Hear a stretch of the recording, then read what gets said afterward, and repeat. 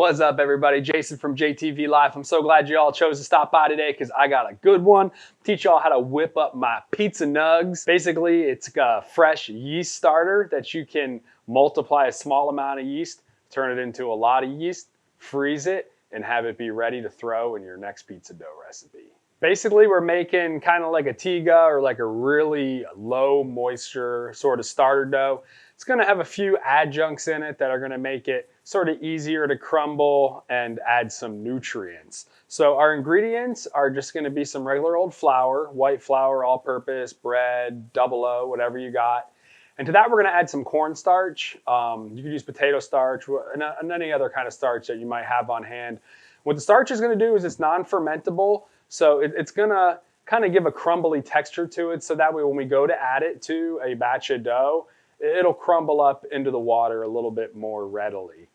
Also, we're gonna be adding some molasses. The molasses is gonna have some sugar for our yeast to eat, and it also has some nutrients and some minerals that benefit the yeast. So it'll help them multiply quickly in our little starter, and then it'll also help them wake up when they come out of the freezer and hop into our next poolish or batch of pizza dough. Of course, we're gonna be adding yeast. We're gonna be adding 1 packet, which is around 7 grams, but that yeast is gonna multiply 6 to 10 times in a 24-hour period. So this is a really economical way to boost your yeast production up and kind of get a little house batch of yeast going. Because you get down to your last nug, you can mix that into the next batch of nugs, more nugs.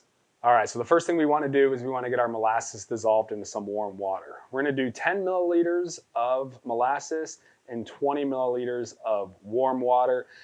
At the end of the day, we want this water to be between 90 and 105 degrees. I just put it in the electric tea kettle, got it up almost to boil.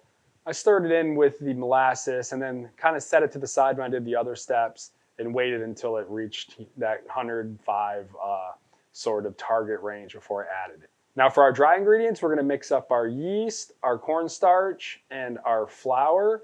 We're going for 45 grams of flour, 15 grams of potato starch, cornstarch, whatever kind of starch you have, and then 1 envelope of yeast, or roughly 7 grams. After our water's cooled down to anywhere between 90 and 110 degrees, we can go ahead and incorporate that into our dry ingredients. This is gonna be really thick and hard to mix. I started with a spoon and then kind of mashed it a little and got it to the counter.